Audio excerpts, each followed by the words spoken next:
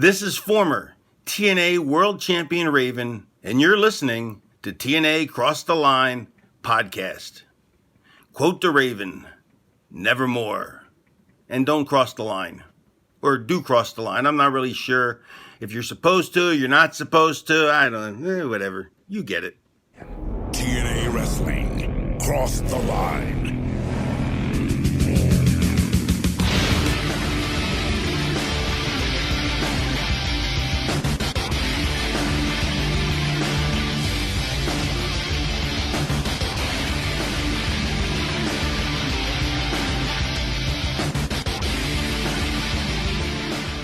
And we're back with episode 119 of the TNA Crossline podcast. I am Colling Jr. With me, as always, is Dallas Gridley.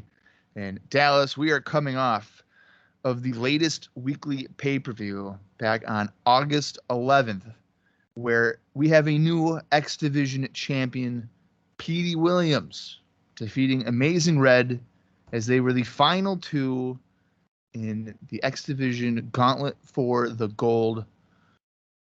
And we also have number one contenders, tag team titles, 3 Life Crew. David Young didn't lose his job. AMW won the first best of 3 against Triple X. And ECMO, who we hadn't seen in almost a year, lost his contract, the Goldy Locks. But as it turns out here for Impact, we don't really know the follow-up of that weekly pay-per-view. But I guess we do know that Jeff Jarrett and Jeff Hardy are going to be in action. Not against each other, though. But we do know when they will be against each other. That's right. And it's September 8th at the Asylum. So, Dallas, I must ask you, is your focus solely on September 8th now? Does nothing else matter in the world of NWA TNA until September 8th? Or are you just equally excited for this week's Impact? I think I am almost like, let's just get there. And I think it's for a couple of reasons. I think it's to finally see Jeff Jarrett and Jeff Hardy. And I also think it's because we've been hearing the rumors that it could be our final weekly pay-per-view. So I'm ready, dude. Less than a month. We got to go. We got to get there. I thought that you would always want to have to do 2 shows a week. You're that much of a fan. Yeah. I mean, it's been fun. For who? It's been a couple months now. We've been doing the doubles. Who has it been fun for? It's been fun for me. It's been fun for our listeners. It's been fun for you. I think it's really helped your mental health.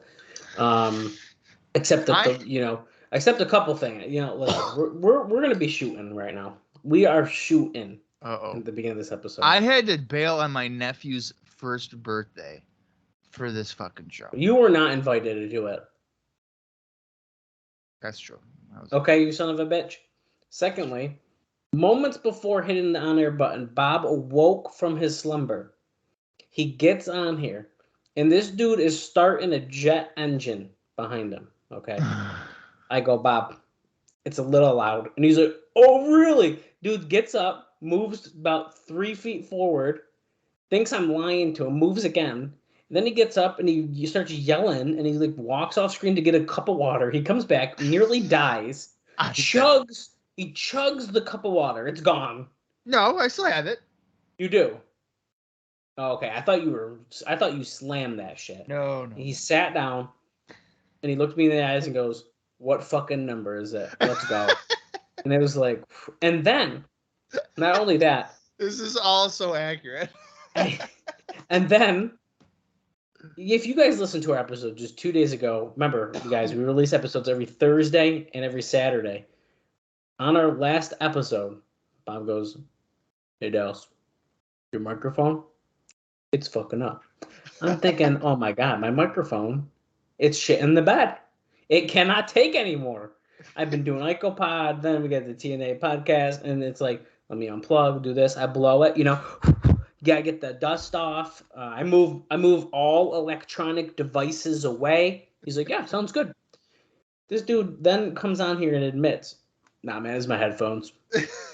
I hit my headphone. It's doing it. I'm glad that we fixed or maybe you didn't hit your headphone after like the first 20 minutes of the show or whatever it was then. Because if we were doing that for 2 hours, like, dude, it's still fuzzy, I would have been like, holy shit. It's crazy. But everything Bob mentioned about our last episode was pretty crazy as well. It was a really good show. And that Gauntlet for the Gold, I think it's safe to say, is the best one we have seen. We've seen tag team ones. We've seen them for the heavyweight title. I almost want to say we even saw one for the number one contender for the heavyweight title. I might be wrong about that one. Oh, did we? They might have had it not named. Well, it wasn't Gauntlet for the Gold, but yeah, it was like something the Asylum that like Gilberti won, didn't he? Oh, is it the Anarchy in the Asylum? Is that the same idea? They did the same thing. Yeah. So we've seen a lot of variations on this concept, and it's kind of cool to think now after that last show, we have actually seen every NWA TNA title defended in a Gauntlet for the Gold now with the X Division. Which is something that I mentioned you did not know. I did know that. No, you didn't. And when I said that, you're like, oh, yeah, that's true. Yeah, it's good. It's a good point. No, I knew that. I'm more of a TNA historian than you.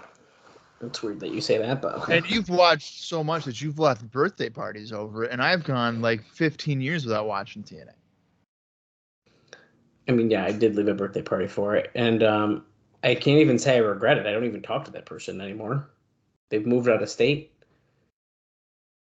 I mean, so what was the loss? It's not like I broke up a friendship. That's true. I don't even know if they really even wanted you there to begin with. I think that's a really good point. I don't know if they do either. It was kind of like he's the neighbor. Right. I don't know if we were really like good friends at that point, but well, here's the thing. I almost thought that you guys like you didn't have any friends, so like they invited you over. I could see as an outsider why you would have thought that. Yeah. Like now. That's what I thought. Yeah, and I totally would have. Because it was then, like me. And then when you left the way you did, I was like, oh, okay. This makes sense why he has no friends. Right. He had to leave to watch Impact. I gotta watch Bobby Roode. You can't take on Bram. The Bram. Jesus. I don't even think that would have been that time. That's probably a little later. Hey, you never know. Yeah. Anyway. So yeah, let's run down it real quick. Actually, you kind of already did. Actually, I think you pretty much said every match. I didn't intentionally mean to, but then I realized there's only like 5 matches, so I did. Okay, well then forget it. I'm not going to run it down because Bob literally already said it all. Yeah. Okay, well on that note, as I was talking, I was like, wow, I'm really taking most of Dallas's segment, if not all of it. Yeah, that was a little bit longer of an intro than normal, but hey, you know what? It's fine. Yeah. There was a lot going on. Yeah, I know there was. Well, on that note, we gave it a thumbs up. We liked the show. I don't know how you couldn't. I think it was well done overall. What do you think? You're saying it's like great. I'm saying it's like good. I thought it was pretty good. I thought it was like okay. Like it was thumbs up, but it wasn't like, oh my dude, you need. Okay, it wasn't like mind blowing, but it was a good show. Yeah, you've been hyping it up. I'd watch that show again. I wouldn't watch it with you, but all right. Like if our back on the first anniversary show, like if we had to re-record it, I would have been like, dude, you're riding solo. Oh, stop. I forgot that we did that, by the way. Yeah, that was a bad day. Yeah, that wasn't very good. Because then we were like, oh yeah, we already watched that. Yeah. Anyway, what do you think that the readers of the Observer newsletter thought about the show? You know what? I'm gonna say that. Okay, I could see them saying, hey, this is a really good show because the X Division, but I could also see them saying, hey, this is not a good show because there wasn't high-profile names, but it's the Observer. So what do I think they're going to say? I think they're going to say thumbs up. Well, there is good news and bad news about this. No one voted. The good news is that Dave notes that the last 2 matches made it a strong show. Now, the bad news is fewer responses. Of course. Yeah. Okay. And I will give you the total of responses before I break it down for you. There was a total of 16 people that voted on the show. Oh boy. Okay. 81.3%, or 13 of those people, voted thumbs up. Okay. Well, there you go. One person gave it a thumbs down at 6.3%, and 2 people, or 12.5%, were in the middle. I have a question for you, Dad. Would you rather 13 people enjoy your show or 10,000 people dislike your show? Ooh. It's okay. So this is tough Because hey, 13 people liked it, and we know at least 13 saw it. But only 13 people saw it or watched it. I almost think you got to go the other way. I would say 10,000 hated my show. Because 10,000 people liked it. They might tell their friends that they hated it. And even if they hated it, there might be something on the show that they did like, at least 1 or 2 things. And I am more inclined usually. If someone's like, dude, this wrestling match sucked, I'll be like, I'm going to at least find a clip of it. Like on Twitter or something. Okay. But if someone's like, dude, this is a fucking great match for 45 minutes, I'm probably not going to watch it. You don't, dude. That's so fucking true with you. I'm like, dude, you gotta check out this match, and you're like, oh yeah, and then you never watch it. Yeah, but then you're like, hey, David Young's on fucking Slammiversary. You're like, you know what? I gotta check out this show. I saw a clip of him, and I was like, oh, okay, cool. But any of the others, no, I'll say I'll watch it, and maybe I will 10 years from now, but in the moment, no. Right. Yeah. Well, I enjoy train wrecks of stuff. Right. Well, speaking of that. I think it's pretty obvious. The X-Division Gauntlet won the best match vote. There wasn't even a second place one. And any wild guesses about the worst match? The worst match would probably David Young and Gilberti, right? David Young and Gilberti. That's correct. That's a shame. The guy kept his job. I know. Isn't that crazy? So here's another thing. Would you rather be at your job where everyone hates you, or you lose your job and they love you?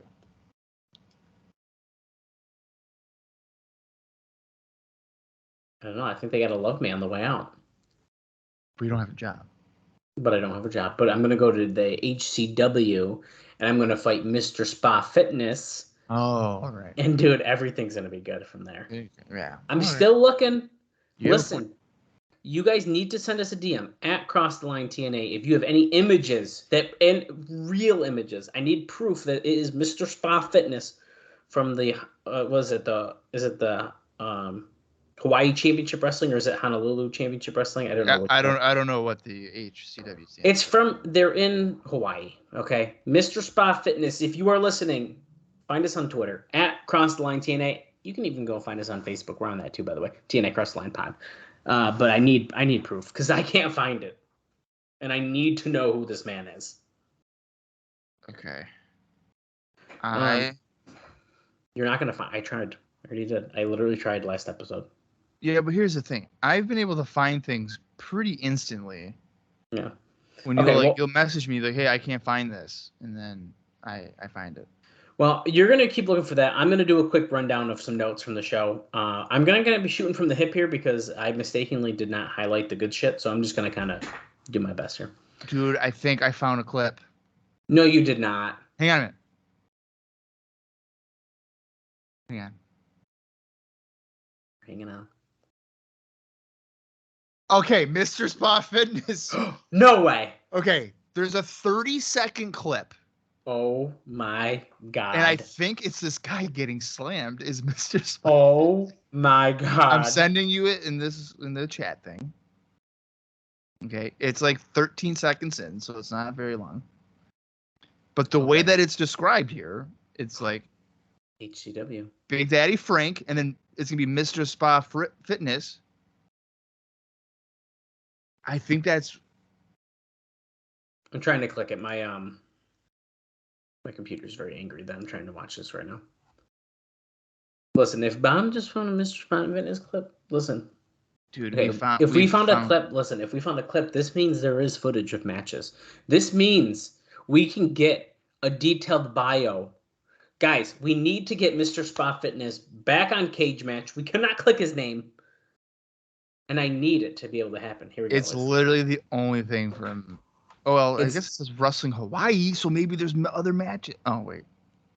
Well, they haven't updated. It is Hawaii Championship Wrestling. It does say invite you to a Saturday night. And then cuts off. It's loading on my right now. I know you guys want to talk about TNA, but listen, this is a pretty big deal. We have mentioned him on the podcast. So far more important. I'm almost tempted to email the channel and be like, hey, can we get more Mr. Spot in it? Oh, here we go. Here we go. It's loading. This is my first reaction to ever seeing Mr. Spot Fitness. One of the greatest wrestling names I've ever heard in my entire life. Okay, it's about to play. It's going really fucking slow. This computer's... Shit, man. Yo, bro, this computer's so mad at me right now. Oh, here we go. It's at the 13-second mark. 13-second mark. It's going to hate me if I even try to move it that far. Don't move it. Just, I'm saying, get ready for it. Okay. Oh. It's time for HCW Saturday Night Slam. Saturday, June 9th at the Tropics. Oh! Oh! I saw him. Yeah, I think he's the one doing the slam. Dude, okay, that's the funniest shit I ever seen because they show the first guy. He's coming out all strong. Yeah. Mr. Spot Fitness is clearly the one being slammed. Oh, you think so? Okay. I definitely think he's the one getting slammed. That's what I thought originally too. Yeah. Well, because it looks like the guy who slammed him is the other. See, the way the camera focuses on it makes me feel like that is Mr. Spot Fitness. Yeah, I'm gonna live my life saying that's Mr. Spot Fitness. And his own taking the slam. Yeah, and the only way that they could get him in the video is if they show him being slammed. He doesn't get any offense then. Right. Wow. Okay. Well, guys, we peaked. Wrap it up. Now we're gonna just talk about some news and notes. But we ain't gonna get no better than Mr. What Spot if the Fitness. mystery guy coming into the company with those vignettes is Mr. Spot Fitness and not D'Lo Brown? Whoa. And not D'Lo Brown. I don't think it doesn't look like D'Lo Brown to me, but I don't know. Maybe you have news on that. I don't. Not yet. Anyway, Nashville was totally full on our last episode. Although Dave says he did not get a paid versus paper estimate. It's always about 2/3, it feels like, but we were at about 1,300. The X Gauntlet was the main event with Petey Williams taking the title by pinning Red in 31 minutes and 4 seconds after D'Amore hit Red with the hockey stick. It had less high flying than most X-Division matches, but the wrestling was strong. AJ Styles was eliminated by Kid Cash illegally, which is important to note because that feud is definitely going to be continuing. Mm-hmm. It ended up coming down to Frankie Kazarian, Michael Shane, Amazing Red, and Petey Williams. And then Williams ended up eliminating both Shane and Kazarian. He notes that all the regular X guys were in as well as La Park, or as it's actually supposed to be said, LA Park. They said La Park on the show. He did have a big pop when he came out, as we noted. And Dave says he looked okay. I thought it was great. I think we need to see. I thought it was fantastic, yeah. Psicosis, who Dave notes has a new physique, didn't look good or bad. So he probably should have just said he also looked okay. Yeah, what? Joey Matthews from OVW, local wrestler Chris Vaughn, Miyamoto, Nasawa, Florida indie guys Mikey Batts and Gerald Clark. Clark looked the best of just about anyone that isn't already a regular in his brief time in. Nigel McGuinness, who looked a half foot taller than everyone else and looked good doing his British style. And Jason Cross from Georgia. Also returning on the show is ECMO as Desire's mystery wrestler, losing to Alex Shelley and Abyss when Abyss interfered, Although they also are teasing the Abyss Goldy Locks split with Abyss going face pretty strong. So they're teasing that. So even though Abyss got involved, we're kind of seeing the potential end of that soon. We've already talked about the announcement of Jarrett versus Jeff Hardy on September 8th. He's the date wrong here. He wrote August 8th or 9th, so he got the date. That fucking thing switched. That's great. Yeah. Conan and BG James earned the shot for the tag team titles on the August 18th show. They'll be facing the Naturals. That's our next episode. Is when that's happening. by beating Team Canada's Eric Young and Johnny Devine in a good opener. We don't need to talk about. Oh yes. Well, I guess we do need to talk about this. This is pretty important because they did a dusty finish for us because Conan got pinned after D'Amore hit him with the hockey stick, and Dusty Rhodes came out and then told him, and then they restarted the match. So, and then we kind of teased the dusty finish at the end of the X-Division. Was it the X-Division or was it the? Which match was the other tease that they just? It was because we went off the air. Gauntlet for the gold. Yeah. Because Dusty came out, and I was like, oh my god, they're going to do another Dusty finish, and then we went off the air. Yeah. And then Russo was like standing another thing, and you even said like, well, continuity. It doesn't make sense, and then they did it, except they didn't restart it. So. Yeah. We know that America's Most Wanted beat Triple X in that first of 3 series. They're selling as if Daniels re-injured his bad shoulder. So that's what they kind of were really focusing on at the end of that match. And Chris Harris hit him with the spear for the win. David Young's so-called 93-match losing streak was ended when he pinned Gilberti in a match advertised where the loser would be fired. Johnny Swinger threw the knucks into Gilberti, and then Young ended up using those to get the win. The match had no heat and was a total disaster in the last few minutes. So that's kind of like his wrap-up of the show. Now, interestingly enough, since we just said Johnny Swinger, I got some bad news. What? Apparently, Johnny Swinger was told that he's indefinitely off television. He's apparently under contract through September 2005, although the contracts only guarantee pay for 26 dates as the minimum. So we might not be seeing much more Johnny Swinger. Why is he off TV? I have a feeling it's kind of to sell the Gilberti stuff, but like almost like he's gone with him almost or something. That, you know what, that's bullshit, dude. I like Swinger.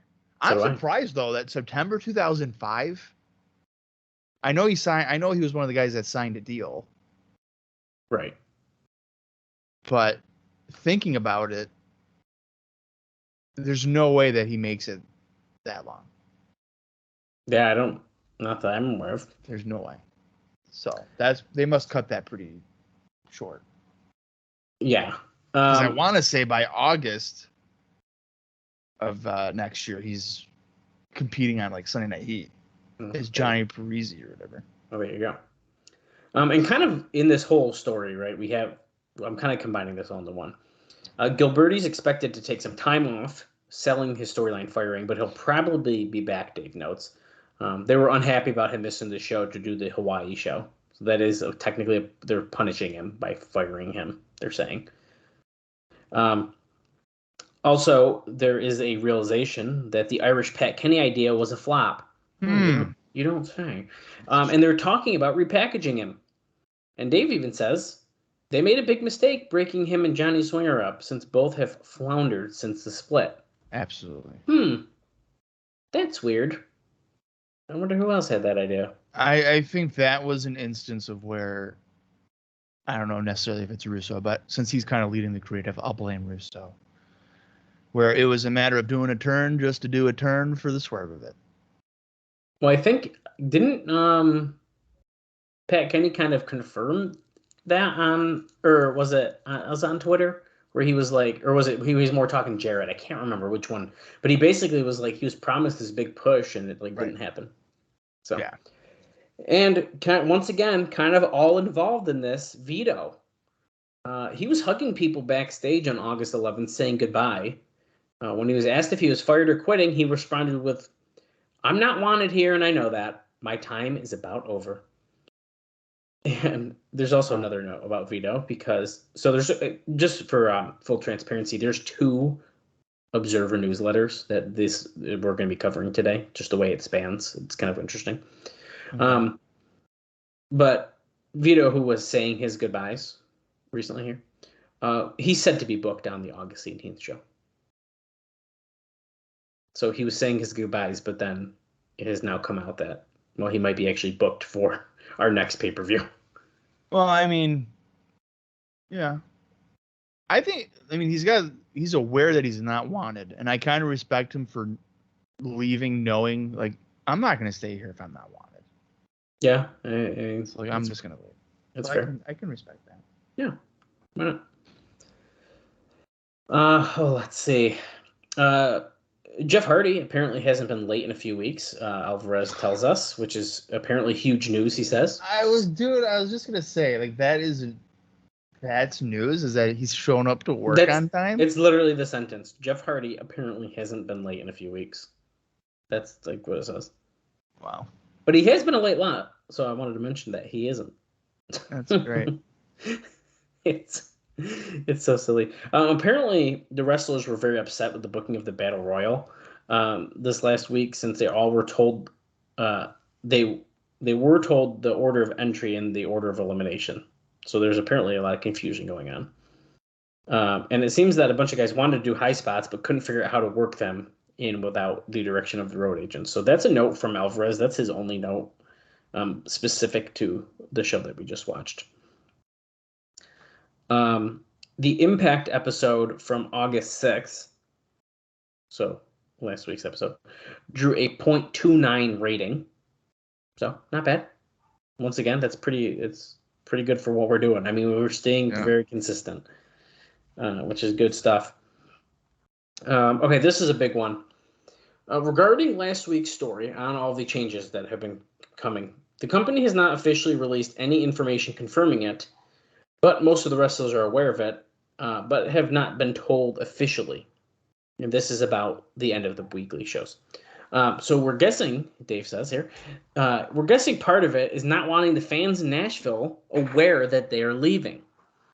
There's a lot of considering of having the November pay-per-view in Nashville, if only because it alleviates a lot of the pressure on the first show by being in a place that they are familiar, and also keeps them from having to do a 5,000 to 7,000 seat arena in a new city until December, to where they won't have to rush local promotion.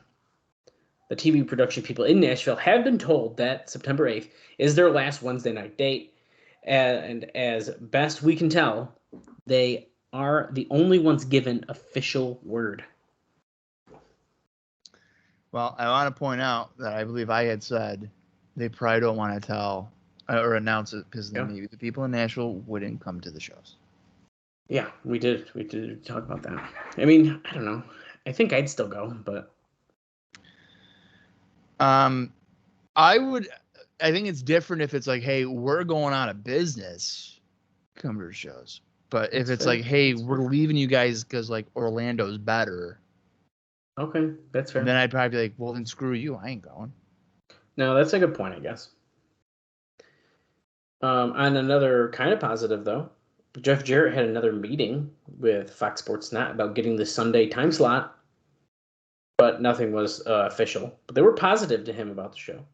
Plan is, once they no longer have to sell the weekly pay-per-view shows, to have more competitive matches on television. So apparently we're going to just see squashes until September 8th, and then going to drop that. Who knows? Yeah, I'm fine with the squash matches. So. No, I mean, it's fine. They are going to be scouting for new talent at a bodybuilding and fitness expo in Atlanta from October 8th to October 10th, and are co-sponsoring the event and promoting it on their television. Now, that should sound pretty familiar to you because they've been talking about that recently, about their own boot camp. Now, kind of playing off of that a little bit, this is pretty interesting too, is Alex Marvez, who's Bob's favorite, of course, is scheduled to be doing a wrestling training book on how to train wrestlers, working with Les Thatcher, Harley Race, and Ricky Steamboat. And apparently Harley Race had asked TNA for help with plugging his upcoming camp. And Dave notes that he thinks TNA's problem is, since they are doing their own boot camp, they felt it was competition, but we're still willing to talk about some sort of exchange deal. Isn't Harley Race part of the championship committee? Yep. That's what I was going to say. So, like, why wouldn't we just do that? Probably because they're just using his name and not, he's not actually there. Quotations, championship committee. Yeah. We ain't seen Funk, nor have we seen Harley Race. Which is pretty nuts. You could say literally, Yeah. you could say Hulk Hogan is on the championship committee and no one would even know. Oh yeah. Because isn't that basically saying that if they're part of the championship committee that they're at the shows? I would think. But they're like backstage, right? I would think so. Okay. That's what I thought. Yeah. But There was they ain't there. no. There was someone backstage recently, David Zahadi, who produced some award-winning commercials and videos for WWE before quitting last summer, has been at several shows. 2 weeks ago, he even flew in the company's private jet from Nashville to Orlando. Bill Banks, who worked with him in WWE, is particularly high on him. And he has had a great rep from everyone in WWE until he gave notice at the time saying he wanted a sabbatical. He has not cut any deals to come to TNA at this point. So, let's see. That sounds like he's just trying to get a feel for it before he jumps in. Absolutely. Which makes sense. Yeah. I got some breaking news for you, Bob. I just the hits keep coming today. You ready? Yeah. The movie documentary Sting, Moment of Truth is scheduled to be released in October. Hey. Yes, that's right. The movie has Steve Borden playing the role of Southern California surfer who grows up to be a 12-time, Dave says, I can only find 6, world champion pro wrestler. I could only find 6. He does say that movie. It's exaggerations. It is noted that it's more a religious movie than a wrestling movie, focusing on in August 1998 when Susan Borden, who's his wife, confronted him after she'd caught him having an affair, and he turned to religion to save his family. Most of the film was done in Nashville with wrestling scenes done at TNA shows, and we did cover that a while ago about some of the stuff that happened. And if you watch the trailer on YouTube, you see like Chris Harris and Abyss in it, so it's pretty fun. That's funny. I could only find 6. I can only find 6 of the championships. Only 6. How many times did he win the TNA title? Because maybe like they caught up to it. Oh, I'm sure they caught up to it, dude. I'm sure of that. I don't know. Do you remember? I think it was on our last Impact episode, so 2 episodes ago, where we talked about Explosion having some issues airing, where they ended up doing like a old tape. Yeah, I remember that one. Yeah, well, there must have been some sort of problem again with the Explosion tape that was to air on the weekend of August 14th. So it's actually the one that we just talked about yesterday. Or sorry, 2 days ago. We filmed it yesterday. And so there's some issues. Now, both Sunshine Network and Fox Sports Pacific aired the show from 2 weeks earlier. And Dave notes, I do know the tape Sunshine was to air on August 6th had a tracking problem. This is the one we mentioned. So they aired the July 30th show again. The tape then aired for a 3rd week in a row on August 13th. So technically, like right about the time. So there's been a lot of issues with the Explosion tapes. Maybe this is why they're a little more difficult to get our hands on. Certainly seems that way. Unless you're Brian Turner, the VHS Rehab YouTube channel. There we go. That's right. Cheap plug for something we have nothing in. But it's just awesome. No control over it. But it's awesome. Yeah. This is my final note, Bob, before we talk about dark matches and get into this episode of Impact, because we already talked about the bodybuilding expo. And my other note that's longer about it has nothing more interesting. This is a sad one. But, Bob, I got it right here, man. My Rick Santel 2004 Pacific Trading Card. Okay. Yeah. Well, due to Pacific Trading Card's business problems, they're selling off everything, including their fax machines, office chairs, and photo library, plus laid off most of its workers and losing their office building. So there probably won't be a second edition of the TNA Trading Cards, at least certainly not with this company. That sucks. Yeah, that fucking sucks. That sucks. But it explains why there was not more cards. Yeah. Really, really sad. It's really sad times here for the trading card company Pacific. which I didn't even know was a thing until I saw the TNA cards. Pretty fun. Okay, so dark matches. There was a couple dark matches. Let me confirm. Yes, there's only these two. There's 2 dark matches before the show. Now, of course, guys, I'm going to try not to say this every week, but this show was taped one day earlier, August 12th, 2004. It airs August 13th, 2004. And so 2 matches. 3 Life Crew, all of them. BG James, Conan, Ron Killings. Hold on, I didn't click on the results part. Well, okay, sorry, let me reverse that. Team Canada, Bobby Roode, Eric Young, and Johnny Devine defeated 3 Life Crew. Wow. Which is actually a pretty big deal. I would say so. That means they defeated the number 1 contenders for the tag team championships. Yeah. And also, this is a weird one. Christopher Daniels teamed with Sabu to defeat Dallas and Kid Cash. What?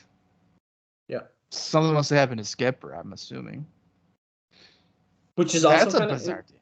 Which is also interesting because they were selling as if Daniels had like an injury on the Right. pay-per-view. His shoulder, yeah. And then they were checking on him. James Storm was checking on him, and Skipper was like, "Get the hell away from my partners." He's trying to be a nice guy. Right. Yeah. It's like, okay, man. Sorry. Jeez. See if I check on you. Exactly. Jerk. What a jerk. Yeah, that is everything I have. I think I might have a couple things to talk about during the show. Like I saved a couple just for funsies. for funsies. But until then, it's time, baby. It's time to cross the line. It's time to make an impact. What other puns can we make? Bro. It's time to get that freebie ticket and then follow directions from JB to get that t-shirt. There we go. Or backstage pass. There we go. Who knows?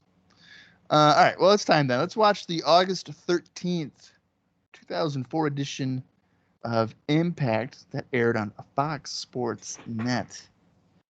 If you want to watch along, head over to Impact Plus or find it in your own personal collection. Oh, yeah. The runtime for this is 46 minutes and 32 seconds. I'm going to count down from 3. And when I say play, by God, hit the play button or not. I'm not there to force you to do. So here we go. 3, 2, 1, play. Oh, it's total nonstop warfare. The newly crowned X-Division Champion. You know what? I just thought about this, and I don't even know if this has been, maybe it's happened in the years following. Has there ever been a King of the Mountain tag team title match? I don't think so. That would be kind of nuts. I think that'd be fun. I like that idea. Book it. Here we go, baby. Could you imagine calling that one? Hey, you know what? They should have Jim Ross come in and call that match. And he'd be like, what the? By golly, I don't know who. Guys, Carl we're shooting. Anderson. We're shooting. Oh, this music, man. It's like a constant build-up, and it's just like nothing. It never pays off. Nothing, dude. Nothing. Okay, Bob, we are getting a look Doesn't at that Impact Zone, Universal Studios in Orlando, Florida. Well, I got some bad news. We only got 700 in attendance tonight. It's our lowest attended Impact taping. They couldn't drag people in there? There's a really good reason for it, though. And, you know, I think I was going to be saving it for the next week's show, but I'll just tell you now. And Dave notes, essentially, it's a miracle that they got 700 people in here because there's a hurricane coming. So that kind of makes sense. Judging by the crowd reaction right now, they're not really worried about a hurricane. No. What do we got here? Wait a second. Is it freaking Psicosis again? See the horns? Why has he got the flag over his face? Come on. It's not going to make a very nice social media post. What the fuck? He barely even got an entrance. Jeff Jarrett, the NWA World Champions in action. Oh my God. There must have been a time where Psicosis beat Jeff Jarrett, and he's going to get his win back here. He's getting his win back, yeah. That's got to be what's going on. I can't. Psicosis probably took too long, and they were like, "Hit the music." That's absolutely what's going on. It had to be. He's not even showing his face. He doesn't even want to be here. I know he's wearing a mask. Like a double mask. Didn't want to be there. I have a Psicosis mask, by the way. I forgot about that.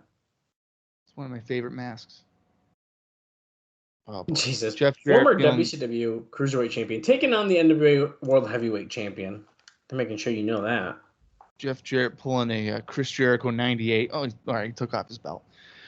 Fun fact about Psicosis is that one of his Cruiserweight title wins, which I think he's a 2-time Cruiserweight champion. One time he had it for literally 6 days, and then he lost it to Rey Mysterio. And then the second one was a phantom title change. What? Yeah. He appeared, it was on like October or something, 99. They're like, you're Psicosis Cruiserweight champion. He defeated Lenny Lane at a house show. That never happened. They dropped the Lenny Lane character, so they just gave it to Psicosis, who then promptly lost to Disco Inferno. Jeez. Okay. Wait. I'm looking here. Yeah, dude. Disco defeated Psicosis on the October 14th, 1989 Nitro for the title. 1989. 1999. I said 89. No, I said 99. And then, yeah, you mentioned this other one here where he won it on April 19th, 1999, defeating Blitzkrieg, Hoovy, and Rey Mysterio Jr., and then he lost it, yes, on April 26th, just a few days later, to Rey Mysterio on Nitro again. Yeah, it's pretty great stuff. Yeah. It's actually funny because, like you mentioned about the Phantom title win thing, there doesn't even have a match listed on the other part of that to say, like, he won the title on this. Because on Cage Match, you can check out title reigns and see the matches they had in the title reigns. Right. It doesn't have when he won it. Yeah, so if you go to Wikipedia, it probably would have like under the notes that this was a phantom title change where they dropped the Lenny Lane character with Lodi. So he was a Cruiserweight champion at the time. So that they had to switch it like that. Well, breaking news. He may have only had that title a couple days, but he held the WWA International Cruiserweight title for 78 days. Look at that. Psicosis countering that tilt-a-whirl by Jeff Jarrett, who basically no-sells and gets back up. Wait, Hardy and Styles are meeting Alex Shelley and Abyss, they just said? That's what it sounded like. Psicosis with a bulldog after a couple of clotheslines in the corner. Upset, baby. Here we go. No. Jeff Jarrett versus Jeff Hardy, September 8th. I thought that Psicosis was going to go to September 8th and have to fight Jeff Hardy. Which I don't think I would mind watching that. I was going to say, that didn't sound like it'd be too bad, actually. Yeah. Going for like a spinning heel kick off the top. He's going to get planted here. Yeah, yes. Jarrett's like, you thought you were going to hit me with that, boy? Just hit the move, Jeff. The funny thing is, like, Jarrett, like, pauses before the stroke as if people are going to cheer him, which, by the way, some people were chanting for the stroke. They were Double J, yeah. But he's a heel, so why are you, like, waiting for people to be like, yeah, hit it? Okay. Jarrett with the pyro at the end. Yeah, he beat Psicosis. We're making this big deal. Another funny kind of Psicosis thing. So shortly after he arrived in WCW, he was on an episode, I think, of Worldwide, and he fought Billy Kidman. And Billy Kidman is a jobber. Okay. And fucking Kidman beat him. And it was a really good match, but I was like, what the hell? I was not expecting that. Why is Psicosis like the black sheep of the cruiserweights? I don't know, dude, but it's always been like that. I bet you in the Mexicools, he always took the fall, too. Look at this. Right, did. We're seeing Monty Brown from the best damn sports show. Period. That's right. Okay, let's see. That's Chris Rose. That's Tom Arnold, right? And then Brian Cox is on the right side. What a great shirt. You can just see through. Get Impact Fridays 3 p.m. on FSN. Oh no, he's gonna slam this guy. Oh my god. Is there a table or something? Oh, that's glass. He's not going through that. No, he's just holding him up. What if he did? Okay, so this would make me feel like as if it is a face turn. That's a good point, dude. Yeah. It's like you don't show that in that way if he's a heel, so that's kind of weird. Who's it? Oh, Jimmy Rave. Whose music was this before? Dude.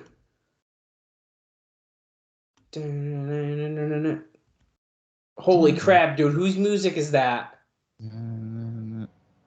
Oh my god, he's gonna get killed. It's Monty Brown. I can't remember. I've heard that music though. Dude, yeah, we did. Probably Jerry Lynn, because Jerry Lynn came out to like 50 different songs. No, it's.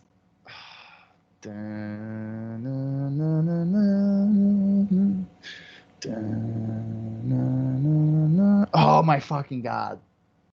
Oh wait, is it America's Most Wanted's original? Is it? Dude, it might be. I have that song. I've put that in an episode before, so I think it might be. Yeah. Jimmy Murray making his Impact debut. We've of course seen him before.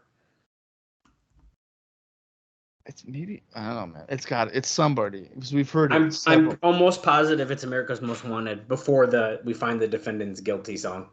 Yeah. Monty Brown is mauling Jimmy Ray at ringside. Forms across the face, slamming him against the guardrail. There's a small child scared for her freaking life. That guy looks like Ken Shamrock. Very well could have been. Who knows? Could have been. Larry Zbyszko, he's here. Oh, so is Dusty Rhodes. Who's not on the championship committee. So Zbyszko is, right? It's Zbyszko, Race, and Funk? Funk, yeah. And Zbyszko's essentially the face of that because he's the only one we ever see. I was going to say. So he's the only guy. Okay. That's funny. I think they should have done... what was the guy... Who's the guy who went like up to Sabu and was like, hey, it's me, Mickey. Oh, right, yeah. What's his name? Mickey... I don't know his last name, but yeah. Shit. And then you have Sarah Lee. Corsica Joe. Right. That's your championship committee. What else do you really need? Yeah, just use the Nashville. We're still budget. ringside. And Monty Brown. Oh, dude, that was heel shit. He's like telling the fans to move, pretends he's gonna throw him, and then rolls him back in the ring. Well, that could also be a babyface thing to do though, because he didn't want to hurt them. He would want to protect him. Brave up and over, come off the ropes. Monty Brown caught him. He's gonna hit that fall away slam. Good night. Wow, he tossed him pretty good.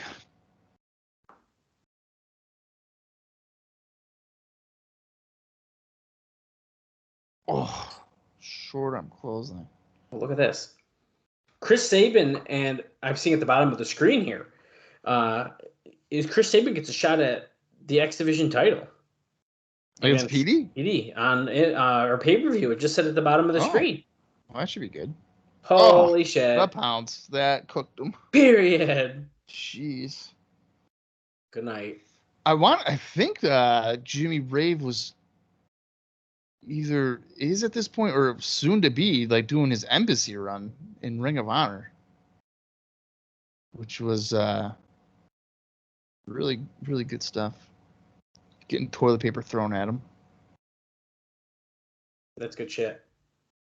Alpha Male versus the Truth this Wednesday as well. I forgot about that. Right. That's going to be good. The Naturals. Nothing's going to beat Mr. Spa Fitness. No, absolutely not. Both men see the other as a stepping stone. We're getting a Monty Brown, Ron Killings video package. Oh, there's no way Ron Killings is winning that match. There's just no way. Never know. I think anything is possible. Neither man ever backs down from a challenge. two of the top contenders for the world title. The alpha male. I still feel like Ron Killings is not really on that level as the other guys. Just the way that he's been booked lately. I mean, I would feel like Monty Brown is more of a threat than Ron Killings. I don't know, dude. That's tough for me to agree whether or not. I think in terms of like former world champions in TNA to this point, Ron hasn't been booked the strongest by any means. What is this? Dude, is this the new guy? Yeah, it's got to be. Okay. All right. Dude, I can tell it's D'Lo. I'm telling you. You tell. That's not D'Lo. Yes, it is. It's his head shape. I don't think it is.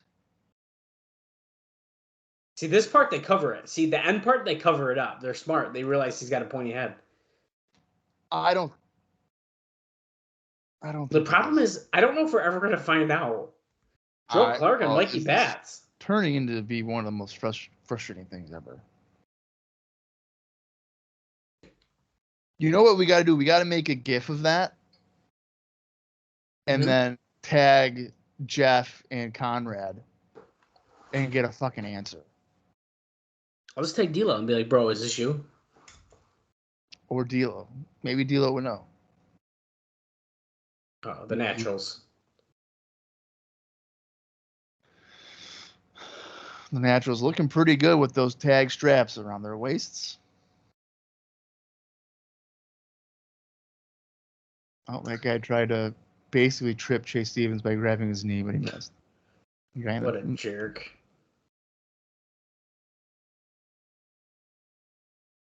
That's right. From the gut checklist to the tag team championships. True rags to riches story. Right before our eyes. I have been enjoying the Naturals. So do I, dude. I freaking love the Naturals.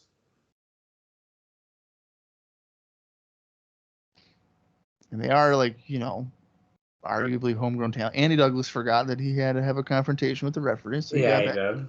Yeah. Dude, that's the bat section in the back. Did you see that? It's what? Oh, I see that, yeah. The pink sign. It's the bat section. Yeah. That's kind of bizarre. Like, we've seen Mikey Batts like 3 times, and he's got a sign. He's got a section, bro. Section? Oh. Joel Clark kind of took that backdrop a little weird. Stevens kicks Jarrell in the head. Joel Clark does remind me of Donald Faison, as I've said before from Scrubs. Yes, you have. It looks like Russo is confronting Zbyszko. Why would he be confronting him? He's doing his job. Who knows, dude? Russo's He's on doing like the a job rampage. that Russo assigned him to. I'm just pointing out what I see, man. Larry, why are you watching the show? I told you not to do that. Oh, there's a full Nelson backbreaker by Douglas onto Clark. That's going to get him a 2 count.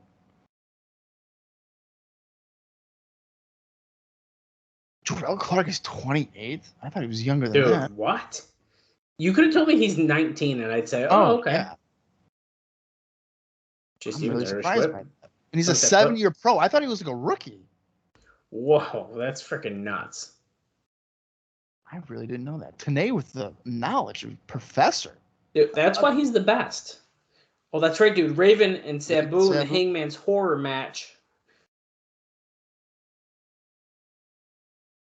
I forgot about that, too. That should be good. Styles Styles versus Kid Cash. An X-Division street fight. Oh. That's Real Life Crew. Dude, we got a pretty good freaking show. That's not bad. Styles and Cash in street fight, that could be fun. All right. So I think, Raven Sabu. Okay, I'm looking forward to that.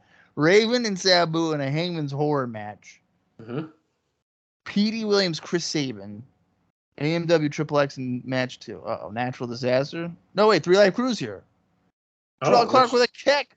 Roll up by Bats. He got him. Dude, what? No, Dusty Rhodes, get out there. That's cheating. Dude. Holy shit. I like it. Insane. I like it. Dude, the bat section's going crazy. I keep hearing They're going nuts. I like that. Wow. Because you know what? Let's say the Naturals win on Wednesday, you can do a rematch between those two teams and like I'd be still into it. Yeah. And you know what I would do? I'd have Clark and Bats win again. Fuck it. That's funny. Okay. What is this? We're seeing a highlight package from the gauntlet for the gold that we just saw. I like that upset. I really didn't expect that. Even with Real Life True Game Well, I like that. I think, Bats and Clark could be a fun team. As long as you don't ask a guy to be Harry Potter. Oh, yeah, dude. You can't. We'll avoid that. Okay. All right, which one are we getting here? Well, there's Scott D'Amore, of course. And that looks like the new X-Division Champion, Petey Williams. Show the belt, buddy. Show it off. Show it off. Oh. I think that first one... Yeah, that was a botch of pyro, it looks like there. It almost hit him. Yeah. I got it right here. Now, the thing here, they're fucking up. They should have the Canadian flag logo on the belt, like Landstorm. Oh. Oh, shit. Oh, Amazing Red. This is like a rematch. Yeah. Is this for the title? There's no way. Is this for the title? There's no way. Could be. Could be, yeah. Amazing Red. What is with the heels, like every match, going for the attack before the bell? I know.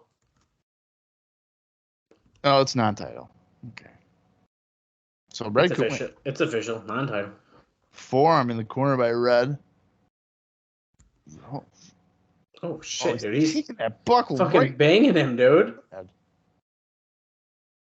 Oh, jump kick to the side of the head. Petey's going to the floor to regroup. D'Amore's yelling, and what do you throw at Petey? Oh. Whoa! Somersault dive by Red. I've really been enjoying this show. Holy shit.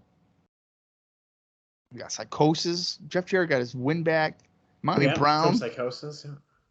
An upset over the Naturals by Clark and Bats. This has not been bad. And then we get Petey and a Red. What the hell? And we have Hardy and Styles against Abyss Shelley still. Dude, right. And we are only 19 minutes, 32 seconds into the show. And we still probably got Jeff Hammond. So, this has turned into a great day.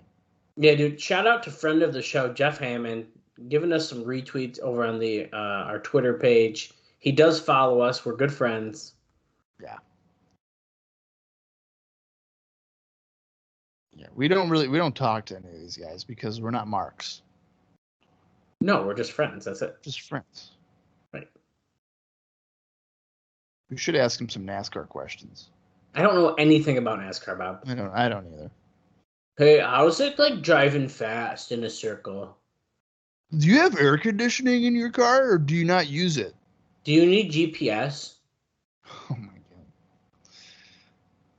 Do you ever get bored?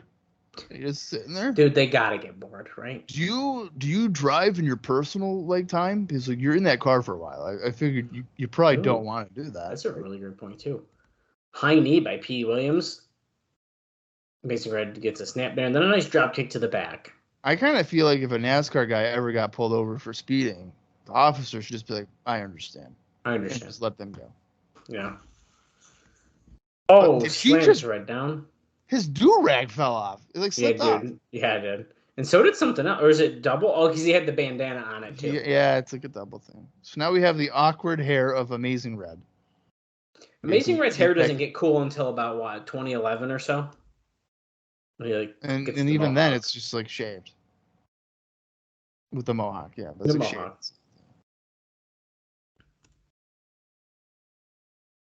Petey Williams and Chris Sabin. That should be pretty solid.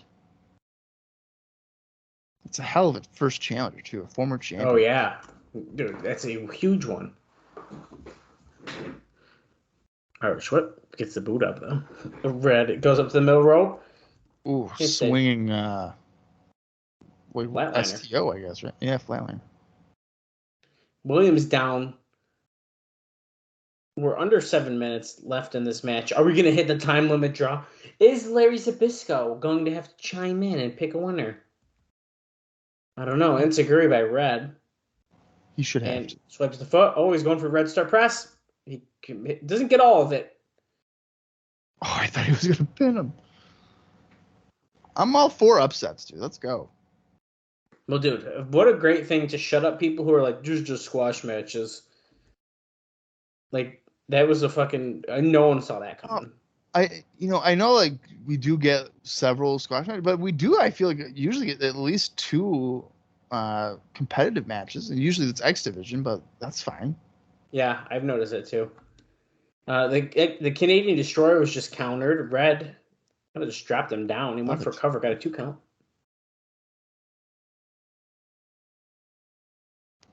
D'Amore is stressing out. Mm-hmm. Red going to the top. Oh shit! Oh, the freaking hockey stick again. Throws Red right down. Uh-oh. That is gonna do it. The Canadian Destroyer. Where is friggin' Dusty Rhodes?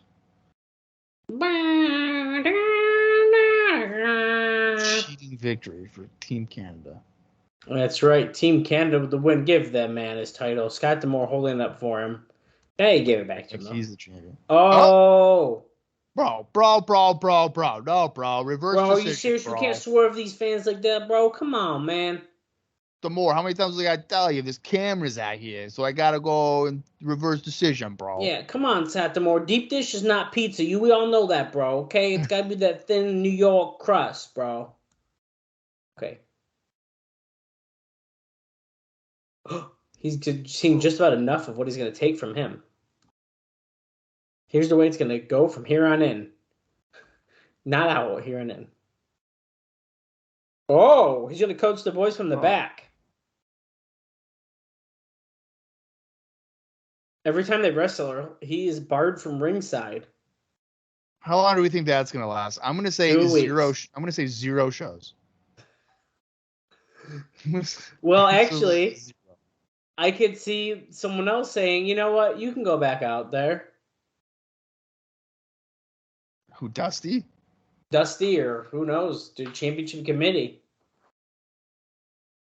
Video package here of Raven and Sabu a little bit, which included Raven trying to basically murder Sabu by letting him on fire in a trash bag. Oh, here's more. And here's another one. Bob and the indie notes for these guys. No, dude, I don't do that on this show. I barely do it on the other show. Hey, he's doing good, though. Bob's been going 2 years strong on indie notes. Never has let us down once. Definitely has not missed like 3 matches in a row before. No, never. Well, I'm so compelled by the action. True. Soon, by the sounds of it, I'm going to have to do it during Impact. You're going to have to. I think maybe I'm going to have to make a list of guys. Because like some of these guys might not be on the show for like 4 or 5 weeks, and they'll be, oh, by the way, this is what happened a month ago.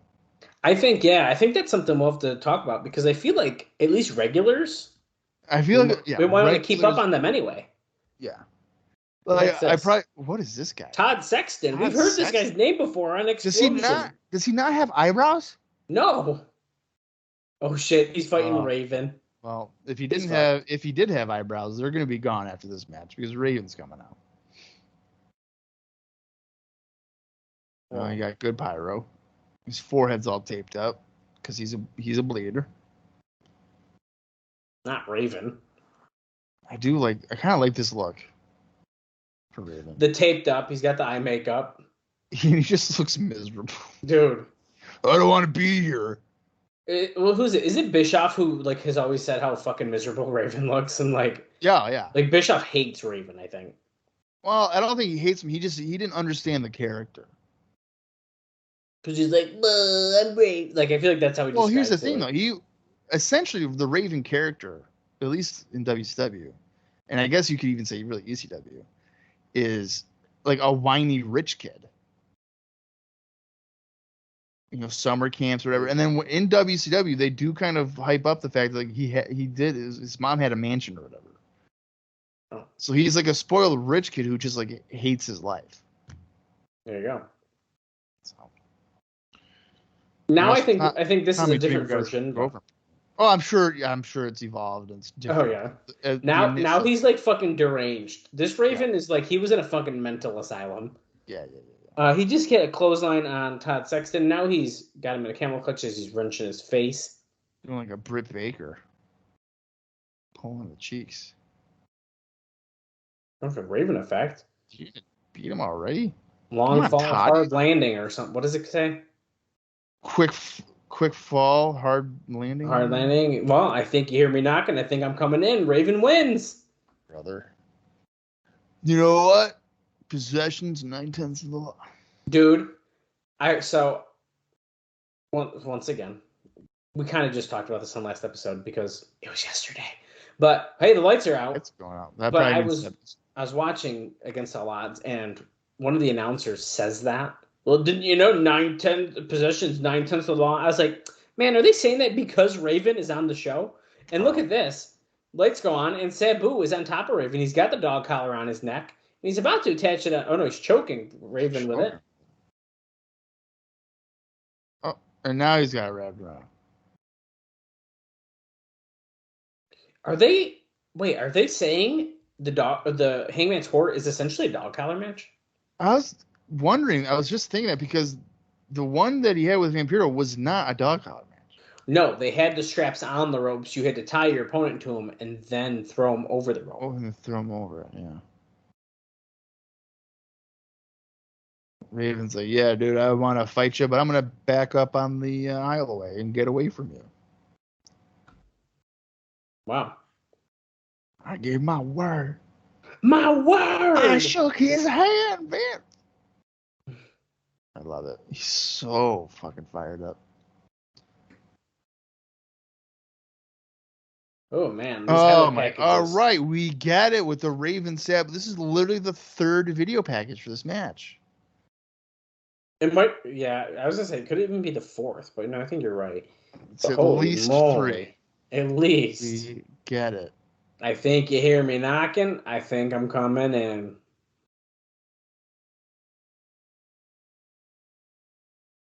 Oh, you know what? I think it's quick fall, bad landing.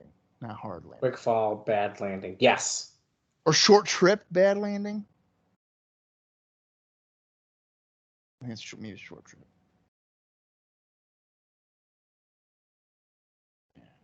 Hangman's Horror match. That's right. We don't quite know what that is. But they sure do like having to hang people over the side of a balcony. Well, of course they do. This will not be for the weak at heart. Well, no kidding. If you're going to hang a guy. Hey, Jeff Hammond. The lead analyst. Oh, he's trying to introduce us to the nuts and bolts of Impact. Sorry. Oh, shit. Oh, it's Vince. As the director of authority, tell me what your job is. He's here to assure that it's an even playing field. I wish he just said, well, I don't know anymore with Dusty around. Rumors. Oh. So that was a Wildcat, Chris Harris. Look at 6 points impact. One of them is favoritism. He did not recently formed the championship committee. Why'd you choose those guys? I think we kind of got that answer, but it's fine. Well, I know I can't do this job on my own. Do you think Jeff Hammond's watching the weekly pay-per-views? Probably not. No, all his 6 points are on that index card in his hand, which I don't blame him. No. He thinks Hardy's got Jeff's number. Okay. Well, you're supposed to be impartial. Okay, talking about Monty Brown. Oh, he's a great football player, but in my opinion, he's only been in the business a short time. He's got a lot to learn. Uh-oh.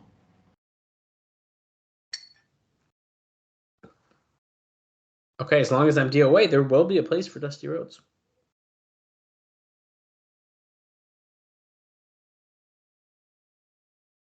Russo's the boss. As long as Dusty understands that, there won't be any issues. That's right. And we're heading back to the Impact Zone. And Bob, I have a note for you. Apparently, Vince Russo was complaining more loudly than usual this past week about how much he hates the company and the business because of Jarrett and Mantell, who are totally running the show and don't listen to his ideas. Fantastic. Everything's super positive backstage. We're at with the Don Weston, Mike Tenay at the audience this Wednesday night. We're giving that rundown again.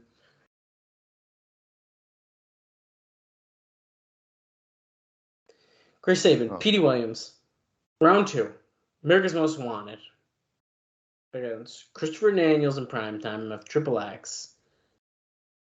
Will Daniels' injury deter them? I don't know. Maybe not. Oh boy. Oh no. Naturals and 3 Life Crew, but Dusty's coming down. I heard that interview, baby, with Jeff Hammond. I'm the boss. I gave my word. I'm the boss. My word. Tenay looks like he's getting prepared to get hit from behind or something. He was like a hunch. Also, I love how he's wearing a fucking suit. Come on. Don is just super casual. Dusty made it over to him. I love the balloon hat in the crowd. Generation Next Science, Ring of Honor. Or so it's not the NWA Next Generation? I was going to say, yeah. This Wednesday night. Eric Watts. Oh, personal invitation.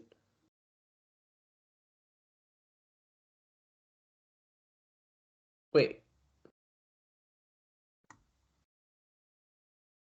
Oh, Dusty's challenging Scott D'Amore to a fight on the pay-per-view Wednesday, he just said.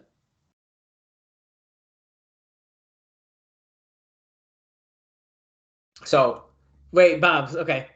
So he Dude, it didn't even last 10 minutes. Are you fucking kidding me right now?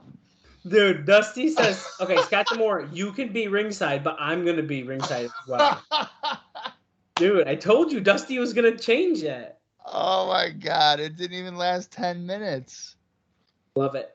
34 minutes, 9 seconds. We're going to commercial, and we're back. And it's another highlight package. For Hardy and Jarrett.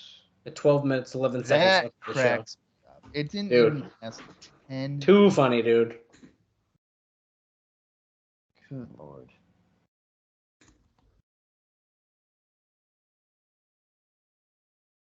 There's not someone walking God's green earth, Vance. They would stand by your side.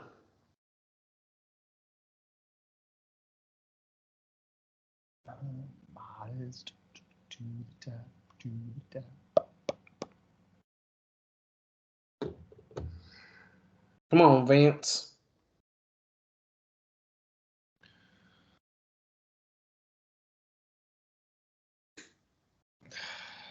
Okay. And I'm sure at the end it's going to be like September 8th. There it is. I gave my word. Why are they still hyping that? He is getting a title shot. There shouldn't be any kind of confrontation now. Oh, Jeff Hammond's joining the commentary team. That was pretty interesting 6 points in impact, Jeff. What do you got to say about that? Well, Vince Russo, he was there. Okay, I don't even really know who Vince Russo is. Here comes Baby Bear Alex Shelley, Goldy Locks, and Abyss. Where's Abyss? Right there. There he is. He's just left in the dust. No one's going to watch me do my taunt and get my fire? Because I'm Kane?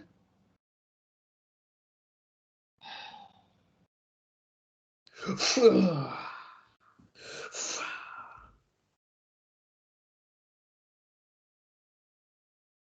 right. Oh, wait. This is a tag match. I fucking forgot about that. Right. Uh-oh. Here's AJ Styles. This is a phenomenal entrance. Oh, he walked right underneath it. That's sketchy. That doesn't burn you? Well, I guess it's like a sparkler, right? I guess it wouldn't probably hurt. I still don't want to touch it. Yeah, I don't blame you. He's got a peek. The hood is too big. You know, considering the Hardy Boy music is pretty much like canned music, they could have probably just used the Hardy Boy music, couldn't they? I mean, I suppose they could have. Because like AEW does, and they're not paying nothing for it. It's just like music that anybody can use. Yeah, but I bet Hardy wanted to use his own stuff here. I'm sure. Oh, yeah. I do not like the jacket that Jeff Hardy keeps coming out in. In fact, it bothers me quite a bit. Well, it's like not even really a jacket. Well, it's off already, so it doesn't really matter. He's wearing Monty Brown's shirt that he wore on. He slipped. WCW Nitro stage. Yeah, dude. There we go. Almost fell. Juventud is probably watching this being like, told you it ain't easy. Told you. You think it's easy walking, it ain't.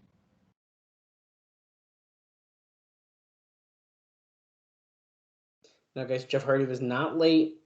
It's breaking news. He was here to work on time. His job again. Could you imagine if that was like a story at your job? Guys, Dallas has been on time this week. He was here on time. Wow, dude. That's crazy. This is just making rounds around the store or around the building. Experience. AJ, just take your hood down. There you go, AJ. What a random time to jump.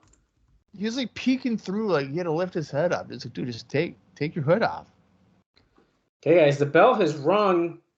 The time has started. 10-minute time limit. Styles starting us off with Alex Shelley here.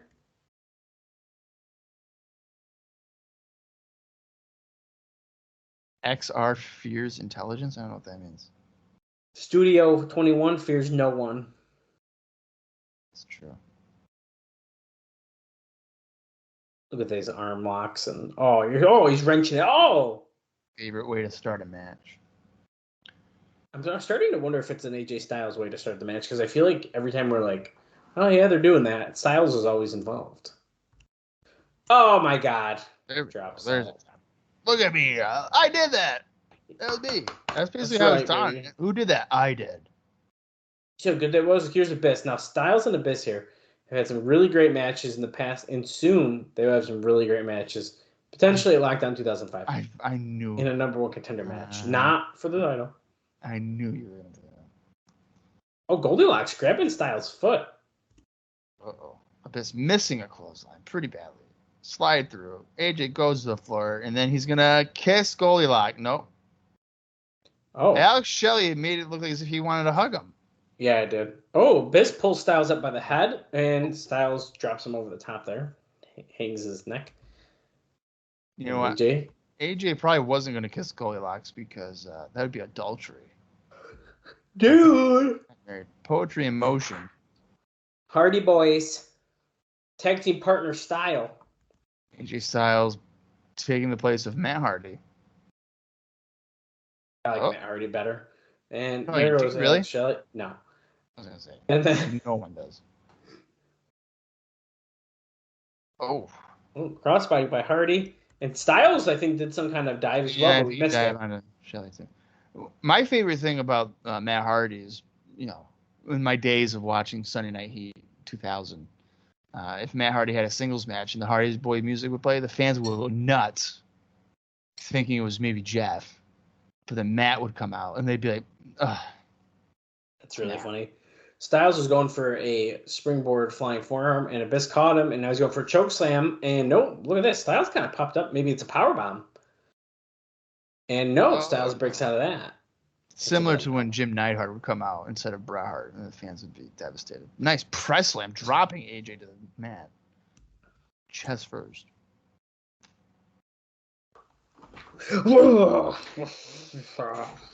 Alex Shelley's like, tag me, you goof.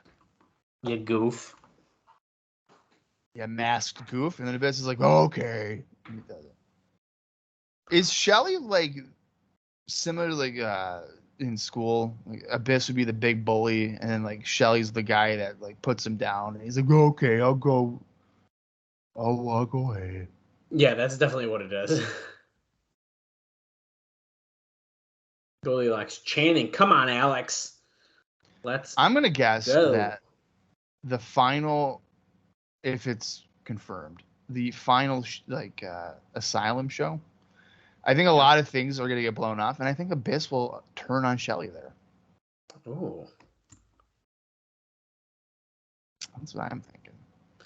Well, I'll tell you what. If you were to make a bet with me right now, Yeah. well, I'll say 2 years ago, and you're like, hey, by the tail end of the Asylum years, Abyss is in a tag team with Alex Shelley, and Goldy Locks is their manager, I'd say, you are full of fucking bullshit. No, you would have been like, who's Alex Shelley? I would not have been. You I've would have known been like, every who's single Abyss? person besides the guy who went up to Sabu that one show. It's me, Mickey. Mickey. Remember me? It's Mickey from the It's old me, times. Mickey, remember? Shiki told you not to do it, so don't do it. Oh, shot treatment? Shot tree. No, Styles slips out as he seems to be slipping out of every move. Oh, he just nice. jumped off the back of Abyss and hit a Hurricane Rana. Jeez. AJ, this isn't the pay-per-view. This is just the TV. Pele Pele. Did you know that was named after a famous soccer player? And there, Jeff Hardy gets tagged in. Jeff Hardy. He's modest to the touch. I thought it was top. Top. Maybe it's, I don't know. Maybe I got it wrong. I don't fucking know. I just took it like top. Like It probably is. I like to make up lyrics for songs that I mean, either way, he's modest, baby. You can say it in whatever you want. Would you say he's immortal? Maybe. And there is a sling blade.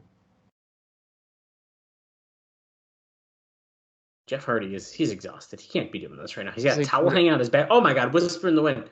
Oh. 1, 2. Oh.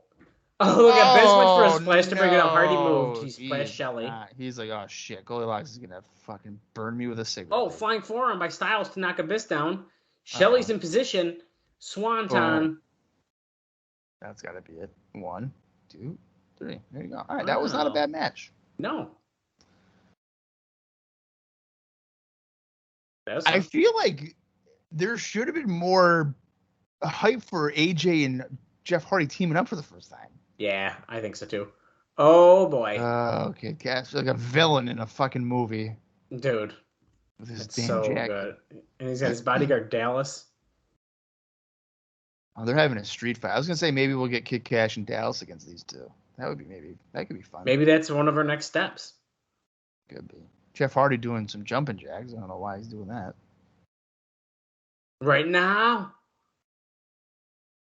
Dallas's beard looks like it's not even real. Yeah. He's wearing makeup. Styles wants to fight ready now. to go, dude. And here we go. We're going to the videos where they're talking at the end. So Impact's officially done, as Raven is talking about Hangman's Horror 2, which it's sort of. 3 Life Crew. Tell them. Conan says nothing. And then they go to the Nationals. It's going to be the natural disaster, and they step in the ring with us. I do like that move, the natural disaster. No, so do I.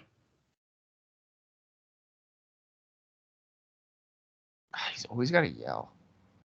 Yeah, ja, ja, ja. He's got to do that too, right? Get ready.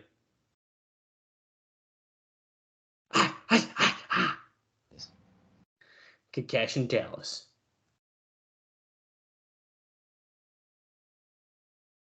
Dead meat. Dead meat. Let's see, because Cash said, what does that mean for Styles? Yeah. Dead meat. Which is like something that an insult in a cartoon would be said, I feel like. All right. He's going to be dead meat. Speaking of Bob, I've been, as Ron Killings is talking with his cheaters on, his little glasses, Monty Brown here. I will go through you, Ronald. The bounce. Period. Yeah. Dude, fucking best catchphrase in the biz. All right. That Best show move. is a thumbs up, no doubt about it. I really enjoyed that show. Yeah, it was really good. That was That a was really a good lot of episode. fun. It was a really good episode of Impact. And we are going to be leading into what I'm going to guess is going to be a really good pay-per-view on our next episode. I freaking hope so, dude. If not, it's gonna be a real fucking bummer. I got high hopes for it all though. This was a great show. We saw a lot of great matches. We had the surprises of like Clark and Bats beating the Naturals. Jimmy Rave, Monty Brown was good. Rave made Brown look great. I mean, Brown's good anyway, I think, but you know what I mean. He bumped good for him with that pounce, especially. Psicosis on Impact was pretty cool. Even Jarrett had to get that win back. I don't know. That was a good, and that main event was a lot of fun too. Yeah, I mean, from top to bottom, this was a very enjoyable show. Yeah, I think so too. Maybe my favorite one so far for Impact. Wow. But all right, our next show is the August 18th, 2004 weekly pay-per-view. All the matches have been announced, so we know everything that we're going to be seeing. So it's even better because it sounds so good already. Right. So we're going to see Petey Williams defending the X-Division title against Chris Sabin, AMW, and Triple X in the match 2 of the best of 3. Monty Brown taking on Ronald the Truth Killings.